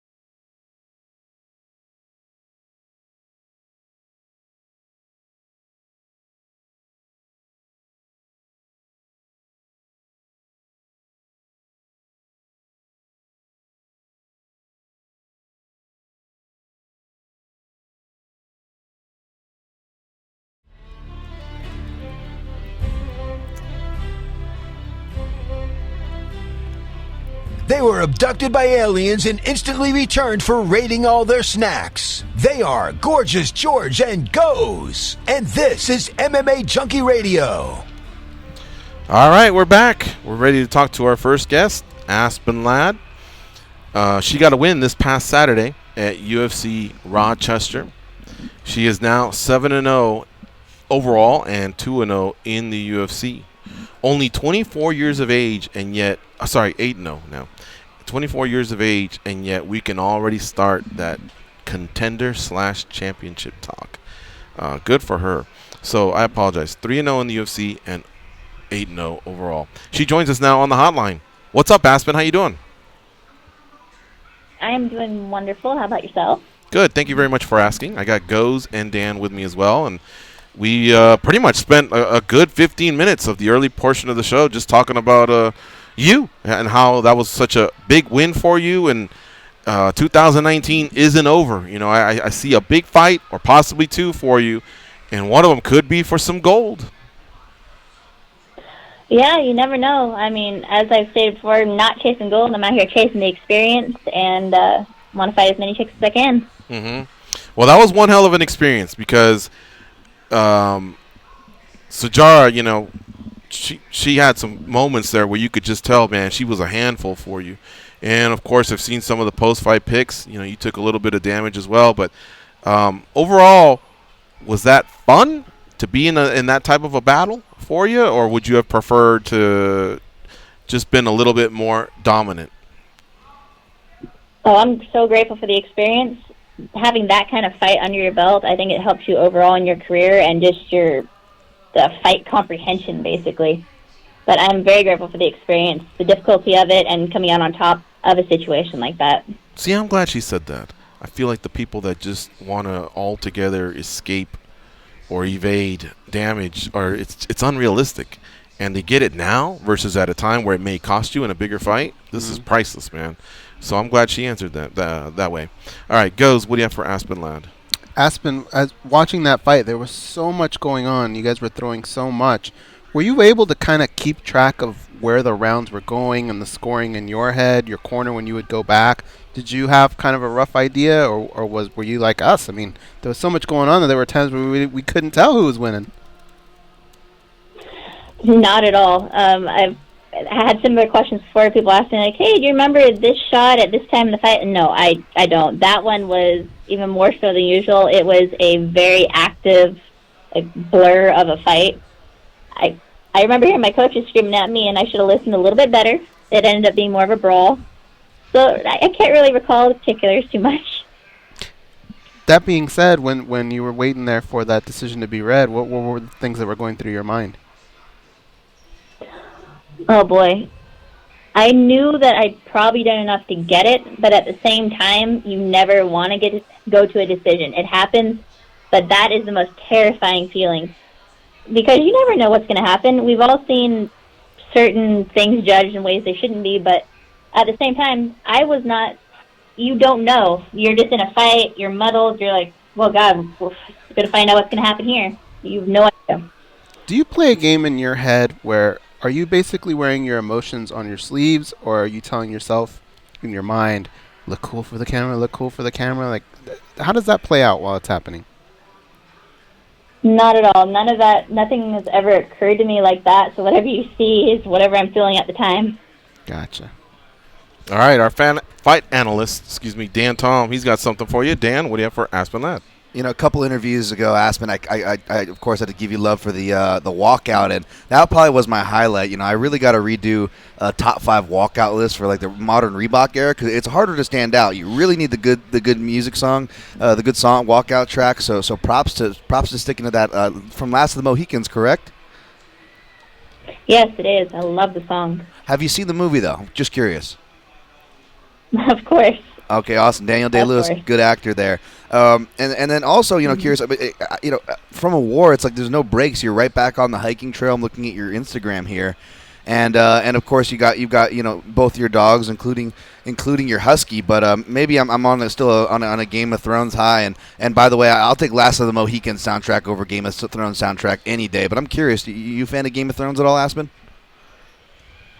Oh, I am, but you cannot tell me because the last episode I saw was the Battle of Winterfell. Okay. So I've been saving them as a special treat for after this fight, so Nice. no spoilers. No, I'm good at that. None here, so enjoy that. That's really cool to hear. But looking forward and to maybe more serious stuff though. I dare to even say that because you just came off an amazing fight, which thank you for that, by the way. But you had some names in mind. Can you maybe kind of clarify how you're feeling now after the fight and where you see yourself if it's not too much to project forward here? Absolutely. The name that comes to mind is definitely Yana Kutinskaya. She's a great fighter. She has called me out in the past where one of us was booked at the time and just it didn't line up. But now we're both free. I know she'll be cleared towards the end of the summer. I think it's a good matchup for both of us. And, as far as matchups go, are you the person, obviously at the end of the day, you're the person that decides, you're the person that's getting in there. But as far as the structure with your team and management goes, maybe you don't have to give us an exact pie graph on how much percentage, your say is in the matter, but who else, I guess, has say in that matter when you're looking at matchups? Every fight that I take is 100% my decision to make. However, my team is instrumental in everything that I do. They're instrumental in how I prepare for a fight, which fights we're preparing for. So there's definitely a lot of input, but it's nobody makes that decision except for myself. They have input. They have a lot of input, and I listen to them very respectfully. They've never steered me wrong. All right. We're talking to Aspen Ladd here, who got a win over Sajara Eubanks this past Saturday at UFC Rochester. And so, Aspen, you were, you tweeted back to Yana something that she had posted, so you kind of held on to that for a while. Yana didn't wait as long to reply. She's been very respectful. She says, if you can wait for me, I will be allowed to fight at the end of September. And you said something about the end of summer. So it sounds like that jives with you as well, right? Her timeline? Absolutely. There's no need to be disrespectful. We're both athletes. We're both very good at what we do. We're professionals. And she needs a dance partner, and so do I. It's a good time for us. And I can respectfully say I want to fight that person, and she's very good. And Yana's being very respectful and like, okay, let's do this. Great. Have you taken a peek at the schedule and any of the cities that the UFC will be visiting in late September or early October? Is there anything that stands out as far as the location? I have not looked yet. We landed from New York yesterday. I am thinking, obviously, towards the next fight, but I have not looked at the cities that they're going to be in at that time of the year yet. Well, lucky for you, you got Gorgeous George on it. You ready to hear some cities? Perfect. Bring it. All right. September 14th, they're in Amsterdam, Netherlands. Now, that's not the end of September, but I just thought I'd throw that out there. September 21st, Mexico City. High altitude, girl, but hey, you do hikes. Maybe that might be a benefit for you. They also have one on September 28th, but the location hasn't been announced. However, 1 week later, they're in Sydney, Australia. That's where Adesanya and Whitaker are going to fight in a stadium. So I don't know if that interests you to go to Sydney, Australia to fight Yana Kunitskaya, what might be the biggest fight card of the year in a stadium. What do you think so far? Oh, hell yeah. I've always stated Australia is one of the ones I want to go to. So if they were to book me on Australia, the Australian card, oh my God, that would be the best thing ever. Okay. I want to go there, period. I mean, it seems like a beautiful place where everything wants to eat you from what you see on TV, but you never know. Everything does. There's not one thing that doesn't want to eat you or sting you or something. They got, like, out of the top 20 predators in the world, I think 10 of them are there, Aspen Ladd. So you got to be careful when you're down there, you know what I mean? Especially, like, you got to have a good guide. Make sure you ask the concierge, okay, is it okay to take a dip here or a dip there? Because they don't play. They got this blue ring octopus that can sting you. There's the box jellyfish. Mm-hmm. That thing, I think, tackles your nervous system, and you can be done within 30 seconds if you don't get some sort of help. Tons of snakes and crocodiles, yeah. Spiders. Just stay in the hotel. When it takes two people to step on a spider, I'm out. Exactly. Well, that's great that she perked up for Sydney, Australia. I mean, I think we got it. We just nailed it right there, right? Yeah, but you just gave me a flashback to getting stung by jellyfish. Now I'm scared to go back in the water. Thanks, George. All right. So, Aspen, I did want to tell you this. After your fight, Goz and I were actually doing a broadcast as well on the Sportscaster. And when you just chilled out and didn't do anything, I was like, oh, because I know that you're not really into like be rude to your opponent game or anything like that. But just like you and us, we just kind of pinpointed a name, talked about a location. I do like the fighters to be a little bit selfish for themselves and take that time to help their own cause, Did you hold back on it because you were holding on to that little gem of retweeting something that had been tweeted to you months prior, and that's what you wanted to do, or is that just what you felt at that moment, that you just didn't want to say anything? It was in the back of my mind, but honestly, at that moment, I just been in a 15-minute war, so I wasn't thinking all that. Get out, talk a little bit, and obviously I'm thinking next steps now, but at that moment, I just wasn't there. Okay. So then now the blame goes on Dave Hirschbein. That's her manager, and he's going to be co-hosting tomorrow, so guess what? We're going to lay into him, because have you ever seen when the winners are standing there and you can tell, like she just said, they've been in a war, they're not thinking straight, but every once in a while you'll see a coach or a manager come in and whisper something. Dave Hirschbein. And then all of a sudden they straighten out the rock star or something. Yeah, right? they help them put on their shirt, or they give them a drink or something, and they always whisper something. Hey, don't forget to give Joey a shout out. It's his 15th birthday, or don't forget this, or don't forget that, or plug your social media. Yeah. That's where Dave. He was probably just sitting there like, hey, waving at the fans in Rochester. So we'll get on him for you, Aspen, tomorrow, because he's going to co-host the show. Moving on here. Just a couple quick things on your hikes, which now a lot of people, you've told us on the show many times, but now a lot of people are catching on to who Aspen Ladd is, and they're figuring out more and more about you. You're a very likable athlete. But on these hikes that you take pretty much daily, what's been your closest call? You got great backup with your dogs, but has there been anything out there where you've been like, whoa, in terms of a just wild animal, nature itself? We've come across bears a couple times. Depending on where you hike, you'll see rattlesnakes frequently, those are scarier than the bears, because the bears, they usually see you and they take off. The rattlesnakes you got to watch for, and those are a little bit scary, but there's been nothing where it's like, oh gosh, that's so awful, I can't do this again. No, you just need to be very wary and cognizant when you're out there, not to step on something that's going to kill you, and don't have loud music in when you're out in the woods, just basic intelligence. How close have you come to stepping on a snake or just walking by a snake or whatever, being within the striking distance? Okay, it depends on the area you're in. So I try to stay pretty high altitude in the summers, because if you're in somewhere like, I go between Folsom and higher up in Sierra Nevada quite a bit, and the Folsom area is littered in rattlesnakes. It's insane. So many of them. Wow. So you have to be very, very careful if you're hiking down here that you don't step on one. You keep everybody leashed. It's something you'll see every single time you're out.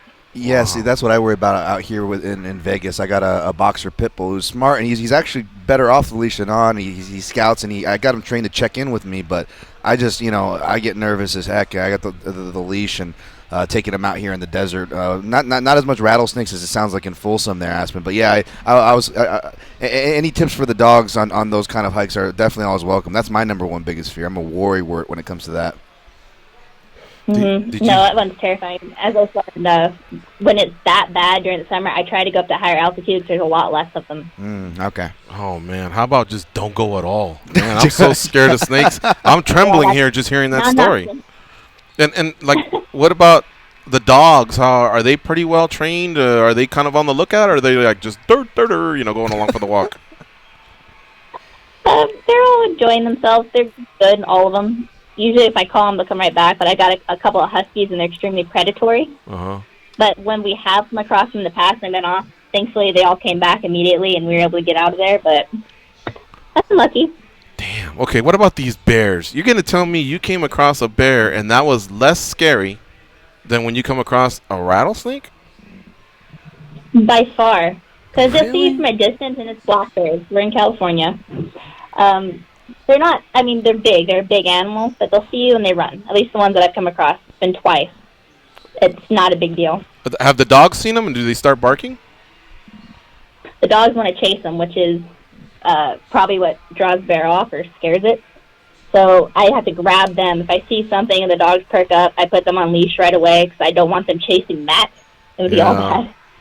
This is crazy, these adventures. Yeah. I like her tips, I though. need her to start wearing the GoPro and go live or something like that. Remember them- I would actually tune in. Remember them 3 bears that came right up to our window? They were not scared at all, huh? Yeah, one of them was a mama bear, and when they're protecting the cubs, that's as scary as they get. Yeah.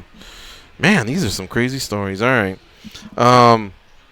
Hey, stay safe out there on your hikes, and congrats. That was a massive win, Aspen. We were pretty open about the fact that we were kind of cheering for you because we've known you for a while. We've seen you just grow up through the amateur ranks, and now you're 8-0 as a pro. Eubanks is a really, really good fighter, and so is Kunitskaya. You're just going to have to keep climbing that ladder. So, anyway, congrats on all your success is all we can really say here. It's amazing to see you just keep winning and winning and winning, doing well, getting better.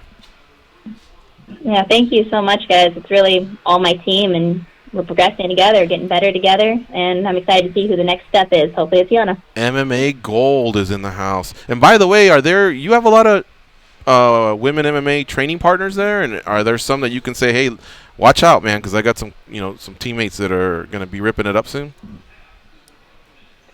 I train frequently with Andrea Lee and Marion Renault, and then we have Ashley Medina, who is our little Invicta terror. So, yeah, I have some really good female training partners. Nice. All right. MMA Gold. Keep an eye on them. We'll talk more MMA Gold tomorrow when Dave Hirschbein is here co-hosting with us. Thanks for the time, Aspen, as always, and we'll talk to you soon. Thank you, guys. Bye. All right, bye-bye.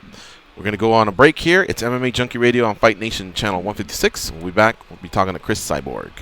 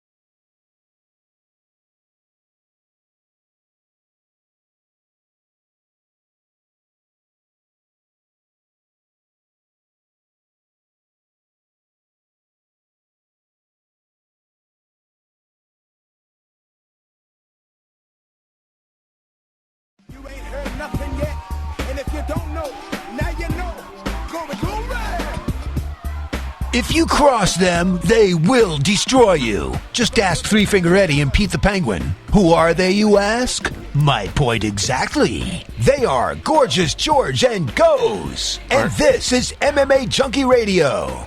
Our next guest is Cris Cyborg, and if you want to follow along, it's www.criscyborg.com. On that website, check out links to her Instagram, Facebook, Twitter, and her YouTube channel. I've really been enjoying the YouTube channel.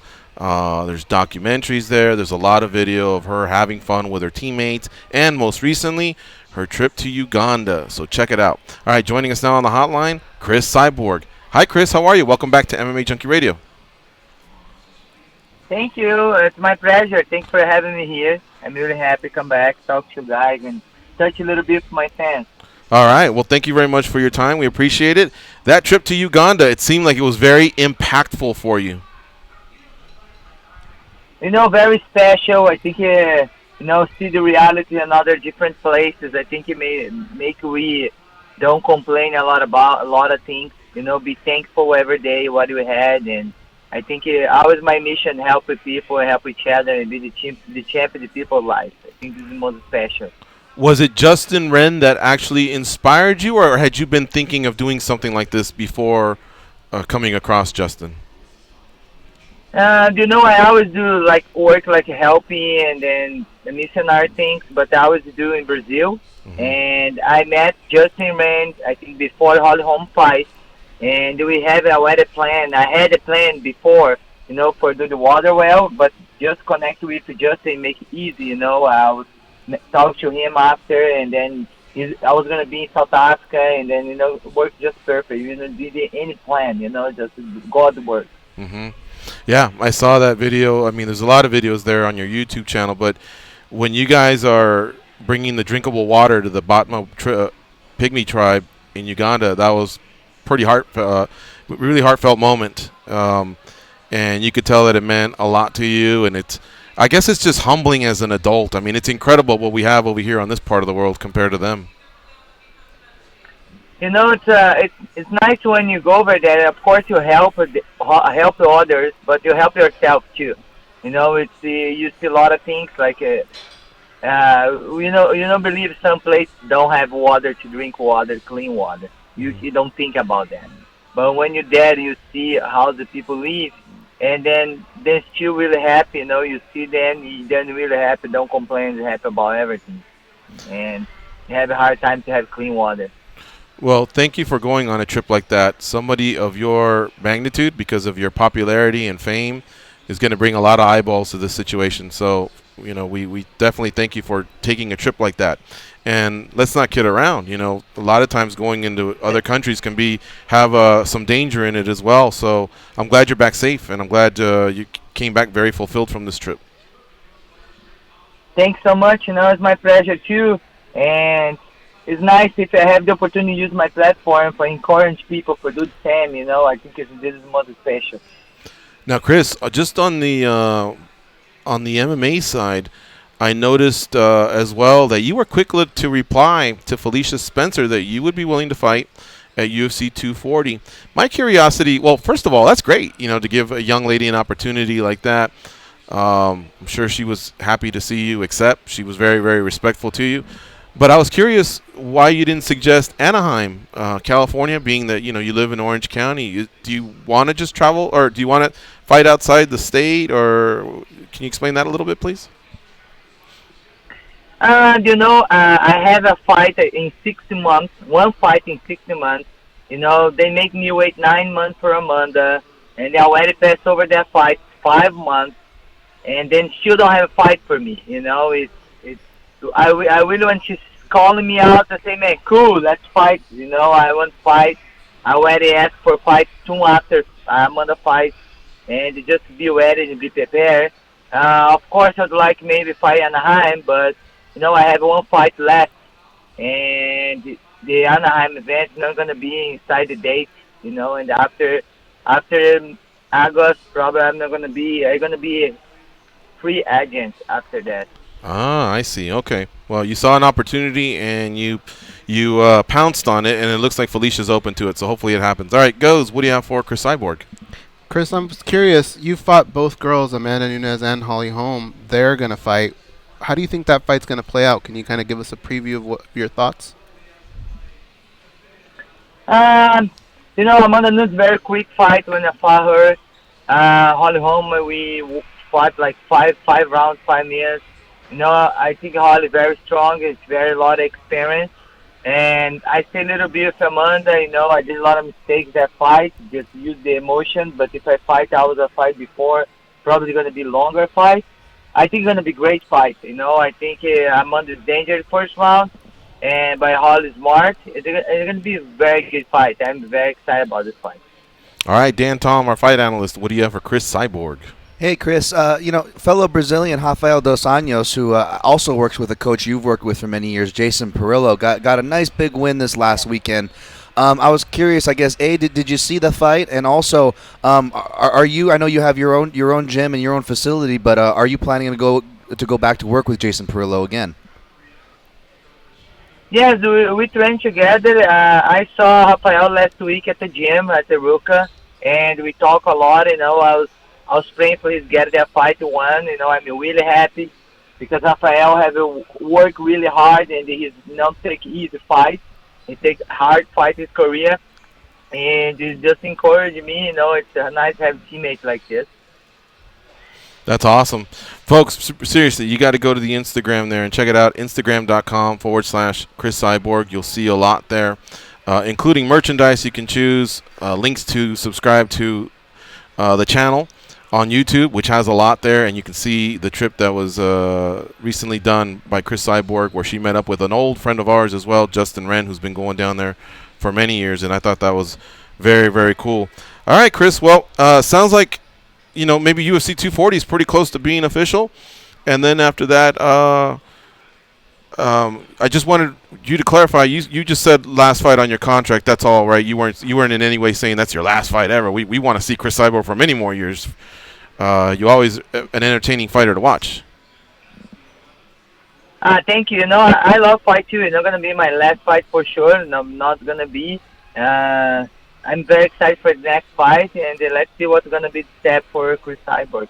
I'm waiting. All right, awesome. All right, folks. So she's not retiring. She's just fighting Felicia Spencer, and that'll be the last fight on the contract. All right, Chris. Thank you so much for the time. We really appreciate it. And I hope you have a safe camp leading up to this fight later on in the summer against Felicia Spencer, if and when it becomes official.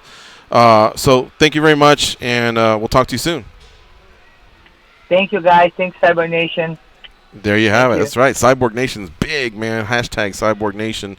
Tag her and let her know you heard her on Twitter.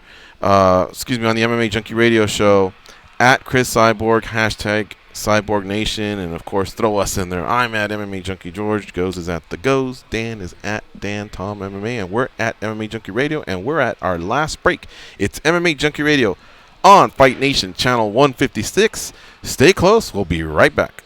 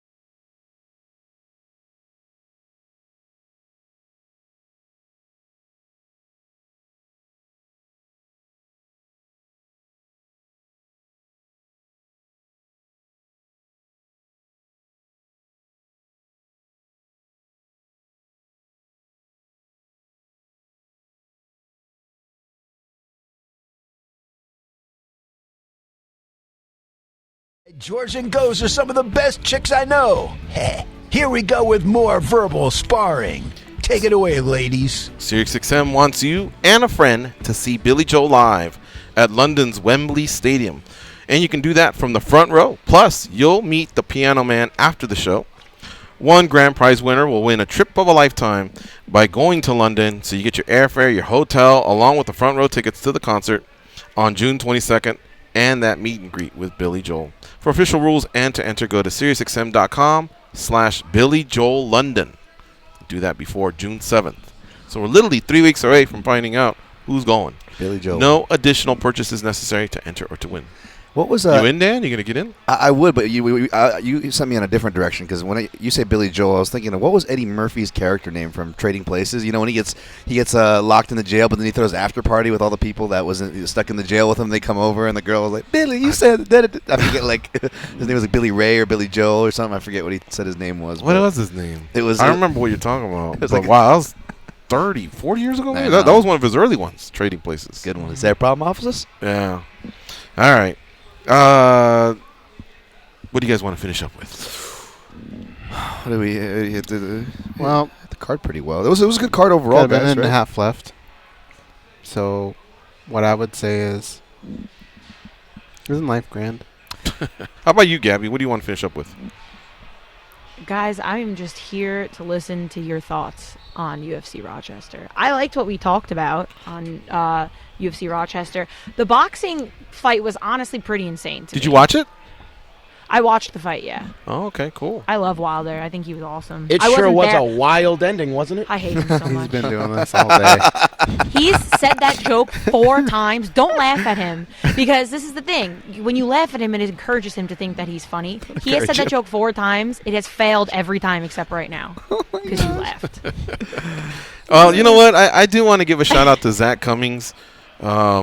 I didn't think he was going to win. Yeah. Zach is deceivingly. Jeez. Well, he's deceivingly like 6-2, 6-3, 7-2. Yeah. And I thought Giles was, because Zach has been fighting at welter and he moved up, and I thought, ooh, an undefeated. This one's a tough one. This was a really, really tough fight for Zach Cummings.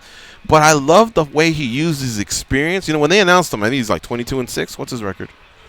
Yeah, it's deceptive. He's a deceptive. I mean, man, it's that pile of experience and calmness. He really, really wore down Trevin Giles. Before he took him out. There was like a couple eye pokes and kicks in the nuts on both sides. Yeah. And they're fist bumping. But when it came time to really, really push the pedal to the metal, he came through, man. That was really, really solid. He was the second. Him and Herman were back-to-back dogs. You know what I mean? Yeah. So if you're an underdog player, that's huge. And sometimes you go in there going, "Oh boy, what's going to happen here?" Because you're just, you're looking at a record, or you're looking at, someone else's, maybe past failures when they get a little bit too high, and he was able to overcome. So that was really, really solid, man. This dude's been doing it for a long time. Yeah, it was a really good card overall. Sleeper. It's too bad that it came at the end of this kind of crazy stretch. It didn't really get a lot of shine. And I will say, my ESPN Plus, man, it was. I'm usually not a complainer on this, but man, I had a ton of problems this time around. It was we had a whole bunch. You guys do more so than usual. Yeah. Okay. We'll talk a little bit more about that mañana. All right, Dan Tom, we'll see you on Friday. Tomorrow, Sir. Dave Hirschbein, Ray Seffo, Dustin Poirier. For Goes and Gabby, I'm George. Go out there and be a champion.